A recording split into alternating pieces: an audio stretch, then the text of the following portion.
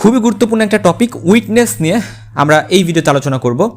Witness মানে সাক্ষী, এটা আমরা জানলেও এটাকে কোনো বস্তু নাকি ব্যক্তি, এটা আমাদের মধ্যে একটু কনফিউশন সৃষ্টি করে। উইটনেস সবসময় একজন ব্যক্তি, সবসময় একজন পার্সন, যিনি হচ্ছে কোর্টে যায়, কোর্টে গিয়ে সে যে সত্যটা জানে, যে ফ্যাক্টসগুলো জানে, যা সে নিজ চোখে দেখছে অথবা যা সে শুনছে, অথবা সে তার এক্সপার্টাইজ দিয়ে বা তার যে দক্ষতা এক্সপিরিয়েন্স আছে সেটার আলোকে কিছু অনুমান করে কোর্টে গিয়ে সেটা বলে বা সেটা প্রকাশ করে, যেটা এভিডেন্স হিসেবে কাজ করে কোনো একটা কেস সলভ করার জন্য, সেই ব্যক্তিটাকে আমরা এখানে উইটনেস বলি। উইটনেসকে আমরা ক্লাসিফাই করতে গেলে ব্রডলি আমরা দুই ভাগে ভাগ করতে পারি, কমন উইটনেস বা এটাকে আমরা অর্ডিনারি বা লে উইটনেসও বলতে পারি, আর আরেকটা হচ্ছে এক্সপার্ট বা স্কিল্ড উইটনেস। তো কমন যেটা, এটা একেবারেই কমন পিপলরা যে উইটনেসটা হয় সেটাই। আমি একটা এক্সাম্পল দিয়ে বুঝাই। রাজু আর জাহিদ এই দুইটা ছেলে বাজারে বসে মারামারি লাগাই দিছে। এই টাইমটাতে মিতু নামের একটা মেয়ে বাজারে উপস্থিত ছিল এবং সে নিজ চোখে সেখানে দেখতে পারতেছে যে রাজু জাহিদকে মাইট দিতেছে। তো দুজনেই মারামারি করতেছে, তবে রাজু মেইনলি জাহিদকে আগে মারা শুরু করছে এবং তারা মারামারি করতেছে। এটা যখন মিতু দেখলো, সে ওইটার একটা কমন উইটনেস, এবং সে যখন কোর্টে গিয়ে সাক্ষী দিতেছে তাকে আমরা কমন উইটনেস বলতেছি। তো কমন উইটনেসের ক্ষেত্রে আমাদের আরও বেশ কিছু কথা মনে রাখতে হবে, যে সে যে ফ্যাক্টস দেখলো বা যে সত্যিটা দেখলো সে সেটাই ডাইরেক্টলি যে প্রেজেন্ট করলো। মিতু যে ফ্যাক্টসগুলো দেখলো বা পারসিভ করলো সেগুলোই সে কোর্টে যে প্রেজেন্ট করবে। কিন্তু কমন উইটনেস কখনোই কোনো অপিনিয়ন দিতে পারে না। অর্থাৎ সে কোর্টে গিয়ে বলল যে রাজু আর জাহিদ মারামারি করতেছিল, কিন্তু ওরা যেহেতু বন্ধু তাই মারামারি হইতে পারে বা মারামারি হইতেই পারে, কোনো সমস্যা নেই হ্যান বা এই টাইপের কোনো অপিনিয়ন, অর্থাৎ সে কোনো অপিনিয়ন দেওয়ার চেষ্টা করতেছে তার নিজের মতো করে, এটা সে কখনোই পারবে না। যেটা অবজারভেশন ছিল ফ্যাক্টসের সেটাই বলবে, এটাই তার কাজ, আর কোনো কাজ নাই। তারপর আসা যাক এক্সপার্ট বা স্কিল্ড উইটনেস। এই সকল উইটনেসরা বা এই সকল ব্যক্তিরা অবশ্যই ট্রেন্ড হইতে হবে, স্কিল্ড হইতে হবে। কিসে? আনসার হচ্ছে তাদের নিজস্ব ফিল্ডগুলোতে। আমি যদি বলি একজন ডক্টর, তাহলে ডক্টর কিসে এক্সপিরিয়েন্সড? এই যে মেডিকেল ফিল্ডে এক্সপিরিয়েন্সড। বা আমি যদি বলি একজন ফিঙ্গারপ্রিন্ট এক্সপার্ট, সে কিন্তু কোনো কেসে যদি ফিঙ্গারপ্রিন্ট রিলেটেড ইস্যু থাকে সে সেখানে গিয়ে যদি সাক্ষী দেয় তাহলে সে কিন্তু ওইখানের এক্সপার্ট উইটনেস। বা ব্যালিস্টিক্স যারা এক্সপার্ট আছে, অর্থাৎ ফায়ার আর্ম বা আমরা বলি বন্দুক, গুলি, এগুলা যারা এক্সপার্ট তারা কিন্তু সেখানে যায় সাক্ষী দিতে পারবে এবং তাদেরকে ওই ক্ষেত্রে আমরা এক্সপার্ট উইটনেস বলতেছি। সেরকম তাদের নিজস্ব টেকনিক্যাল বা সাবজেক্টে যারা এক্সপার্ট তাদেরকে আমরা এক্সপার্ট উইটনেস বলতেছি। তারা তাদের সাবজেক্ট সম্পর্কে বা যে বিষয়টা জরুরি কেসে তাদের সাবজেক্ট রিলেটেড ওই বিষয়ে তারা অপিনিয়ন দিচ্ছে এবং কনক্লিউশন দিচ্ছে তাদের অবজারভেশনের আলোকে, তারা যে জিনিসটা বুঝতে পারছে বিষয়টা অবজার্ভ করে। এক্সপার্ট উইটনেস যারা, তারা অবশ্যই অপিনিয়ন দিতে পারবে। এই জিনিসটা আমরা একটু মাথায় রাখবো যে তারা কিন্তু অপিনিয়ন দিতে পারতেছে, বাট কমন উইটনেসে কিন্তু অপিনিয়ন দিতে পারতো না, তারা শুধু ফ্যাক্ট যেগুলো অবজার্ভ করছে সেগুলোই বলতো। যারা এক্সপার্ট উইটনেস তারা অপিনিয়ন যেভাবে দিতে পারে, পাশাপাশি তারা কিন্তু একটা স্টেটমেন্টকে ভলেন্টিয়ারও করতে পারে। অর্থাৎ হয়তোবা এরকম একটা ইনফরমেশন যেটা তারা তাদের নিজের ইচ্ছাতে কোর্টে উপস্থাপন করতেছে, যেটা কেসের এভিডেন্সের একটা ভালো ইনফরমেশন হিসেবে কাজ করতে পারে, যেটা কেস সলভিংয়ে কোয়াইট ইম্পর্টেন্ট ভূমিকা পালন করতে পারে। অবশ্যই কোর্টের পারমিশন নিয়ে তারা তাদের ইচ্ছাকৃতভাবে এডিশনাল বা ভলেন্টারিলি তাদের নিজের ইচ্ছাকৃতভাবে একটা ইনফরমেশন সেখানে শেয়ার করতেছে তাদের এক্সপার্টাইজের আলোকে। আমি যদি একজন ডক্টরের কথা বলি, তার মেডিকেল নলেজের আলোকে সে মনে করতে পারে যে এই কেসে আমি যদি ইনফরমেশনটা দিই তাহলে হয়তো অনেক উপকার হবে কেস সলভিংয়ে, সে এটা বলল, বাট নর্মাল সেন্সে এটা বলা উচিত না। তাকে যে কোশ্চেন আস্ক করা হয়েছে সে শুধু সেটার আনসার দিবে টু দ্য পয়েন্ট। তবে মাঝে মধ্যে যেখানে খুবই প্রয়োজনীয় মনে হচ্ছে যে একটা ইনফরমেশন এখানে দেওয়া উচিত, তখন সে ভলেন্টারিলি সেটা দিতে পারে। এটা আরও এক টাইপের উইটনেস আছে যেটা হচ্ছে হোস্টাইল উইটনেস।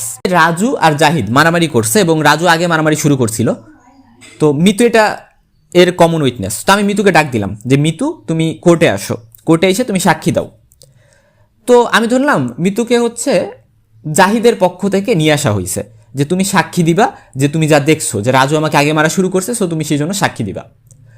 বাট মিতু হচ্ছে রাজুর বন্ধু, এজন্য মিতু যে কাজটা করলো, মিতু হচ্ছে পারপাসিভলি বা নিজের ইচ্ছাকৃতভাবে রাজুকে বাঁচানোর জন্য ওকে যারা ডাইকে আনছে, ওকে জাহিদ ডাইকে আনছিল, বাট ও তার সাথেই হস্টাইল বা শত্রুভাবাপূর্ণ হইয়া ও পারপাসিভলি নিজের ইচ্ছাকৃতভাবে ও কী করলো, ও হচ্ছে রাজুর পক্ষে নিল এবং বলল যে না, রাজু মারামারি শুরু করে নাই, জাহিদ মারামারি শুরু করছে। অথবা ও বলল যে ও হচ্ছে গিয়া কে মারামারি শুরু করছে এটা দেখে নাই, ও শুধু দেখছে দুইজনে মারামারি করতেছে। ওর নিজের মোটিভ থেকে যেটা সত্যি সেটার কিছু পার্টকে কনসিল বা লুকিয়ে রাখতেছে এবং ফলস এভিডেন্স দিতেছে।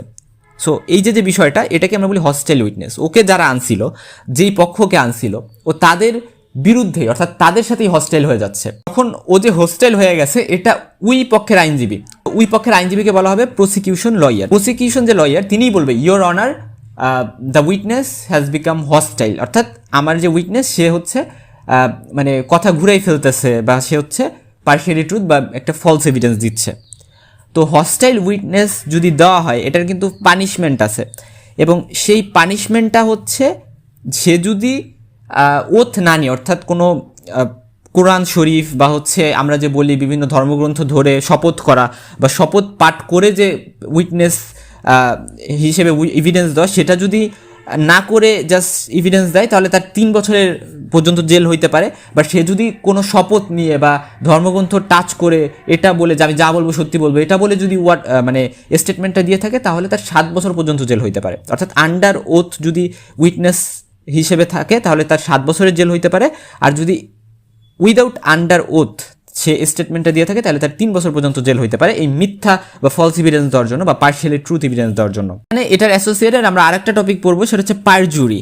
পারজুরি জিনিসটা হচ্ছে এই যে আমরা মিতুর কথা বললাম, মিতু উইলফুলি বা ইচ্ছাকৃতভাবে এই ফলস স্টেটমেন্ট দিল বা ফলস এভিডেন্স দিল, এটা যদি আন্ডার ওথ হয়, অর্থাৎ সে শপথ করে বা কোনো ধর্মগ্রন্থ টাচ করে কোর্টে গিয়ে যা বলবো সত্যি বলবো ওইগুলো টাচ করে যখন বললো, ও আন্ডার ওথ যখন এই স্টেটমেন্টটা দিল, তখন সেটাকে আমরা পারজুরি বলি। এটাতে যেটা হয়, এটাতে for sure completely false statement দেওয়া, এটার যে ইমপ্রিজনমেন্ট বা জেল সেটা 7 বছর পর্যন্ত হইতে পারে। তো হস্টেল উইটনেস আমরা একটু আগে জানছিলাম। তো হস্টেল উইটনেসে আর একটা কথা আমি বলতে ভুলে গেছিলাম, সেটা হচ্ছে হস্টেল উইটনেসে যে হচ্ছে প্রসিকিউশন লয়ার বা উইটনেসের পক্ষেরই লয়ার, সে যেহেতু বুঝতেছে যে তার যে উইটনেস সে হচ্ছে হস্টাইল হয়ে গেছে, উল্টাপাল্টা বলতেছে, তো তখন সে কি করতে পারে, সে হচ্ছে লিডিং কোশ্চেন করতে পারে। লিডিং কোশ্চেন মানে হচ্ছে যেই কোশ্চেনটার আনসার ইয়েস অর নোতে দেওয়া যায়। আমি যদি একজন ডক্টরকে জিজ্ঞেস করি যে এই লোকটাকে মারা হয়েছিল কি ধারালো অস্ত্র দিয়ে, সে কিন্তু এটা ইয়েস বা নোতে এটা আনসার দিতে পারবে, এটাকে বলে লিডিং কোশ্চেন। এরকম কোনো কোশ্চেন করা অ্যালাউড না কোর্টে। তাকে এভাবে আমি করতে পারতাম যে তাকে আপনার মনে হয় কি কোন টাইপের অস্ত্র দিয়ে মারা হয়েছে, তখন ডক্টর বলবে ধারালো অস্ত্র অথবা অন্য কোনো অস্ত্র, সেটা ডক্টর নিজে আনসার করবে। লিডিং কোশ্চেন করার মাধ্যমে হস্টেল উইটনেসকে কিন্তু ক্রস এক্সামিনেশন করতে পারে ওই প্রসিকিউশন লয়ার। একজন মেডিকেল পার্সন বা একজন ডক্টর, সে কিন্তু একটা কমন উইটনেস এবং এক্সপার্ট উইটনেস দুইটা হিসেবেই থাকতে পারে। অর্থাৎ সে যখন একটা ইনজুরি এর সাইজ, তারপরে কেমন টাইপের ইনজুরি, পজিশন, এগুলা বলতেছে, এগুলা দেখতেছে এবং এগুলা প্রেজেন্ট করতেছে, তখন কিন্তু সে কমন উইটনেস হিসেবে কাজ করতেছে, কারণ এটা কমনলি যে কেউ করতে পারবে, দেখলেই বলা যায়। সো এটা common witness. But expert witness হিসেবে সে কীভাবে কাজ করে, যখন সে ইনজুরির নেচারটা বলে এবং এই সমস্যাটা কি মরার আগে হয়েছিল, অর্থাৎ অ্যান্টিমর্টেম নাকি পোস্টমর্টেম, এটাও কিন্তু সে বলতে পারে। এটা কি অ্যাক্সিডেন্টাল নাকি সুইসাইডাল নাকি হোমিসাইডাল। সো এই টাইপের বিষয়গুলো কিন্তু সে তার এক্সপার্টাইজের আলোকে প্রেজেন্ট করতে পারে, এজন্যই কিন্তু সে এক্সপার্ট উইটনেস। অর্থাৎ আমরা সবসময় মনে রাখবো একজন মেডিকেল ম্যান বা একজন ডক্টর কিন্তু একজন common witness plus expert witness দুইটা হিসেবেই কাজ করে। একজন ডক্টর অর্ডিনারি উইটনেস বা মেডিকেল প্র্যাকটিশনার হিসেবে কোর্টে সাক্ষী দিতে যাইতে পারে, বাট এক্সপার্ট উইটনেস হিসেবে তার সাক্ষী দিতে যাওয়াটা বাধ্যতামূলক না। সে কিন্তু সাক্ষী দিতে যাওয়াকে রিফিউজ করতে পারে বেশ কিছু কন্ডিশনে। যেমন হচ্ছে সে যদি কোনো ভয়ে না যাইতে চায়, সেটা হইতে পারে যে কোনো ভয়, ওই ভয়ে যদি না যাইতে চায়, তাহলে সে অপারগতা প্রকাশ করতে পারে, রিল্যাক্টেন্সি শো করতে পারে যে না আমি যেতে পারবো না। অথবা সে যদি তার কাছে যদি মনে হয় যে আমি এই কেসে সাক্ষী দিতে যাওয়ার জন্য প্রপারলি কোয়ালিফাইড না, তাহলে সে ওইটা রিফিউজ করতে পারে। এবং তার কাছে যদি সময় না থাকে, অ্যাডুকেট সময় যদি না থাকে, বা বারবার কোর্টে যাওয়া আসা এগুলা যদি তার কাছে মনে হয় যে এটা আমার দ্বারা পসিবল না, তাহলেও সে এটা রিফিউজ করতে পারে। একজন ডক্টর সে যখন উইটনেস হিসেবে থাকতেছে, একজন আইডিয়াল মেডিকেল উইটনেসের বৈশিষ্ট্য কী কী, তাকে যখন সামন করা হবে সেটা অবশ্যই অ্যাভয়েড করা যাবে না কোনো কারণ ছাড়া। পাঞ্চুয়ালি সামন অনুযায়ী তার কোর্টে প্রেজেন্ট থাকতে হবে এবং তার অনেস্ট, ক্লিয়ার, রিলায়েবল, ইম্পার্শিয়াল হইতে হবে, কারো প্রতি পার্শিয়ালিটি শো করা যাবে না এবং কারো সাইড নেওয়া যাবে না কোর্টে। ওকে, উইটনেস বক্সের কিছু কোড অফ কন্ডাক্ট আছে, যেমন ইয়োর অনার বলে ডাকা বা আরও বেশ কিছু কোড অফ কন্ডাক্ট আছে, এইগুলো ফলো করতে হবে। যতক্ষণ পর্যন্ত কোর্ট না পারমিশন দেয় ততক্ষণ পর্যন্ত কোর্ট লিভ করা যাবে না।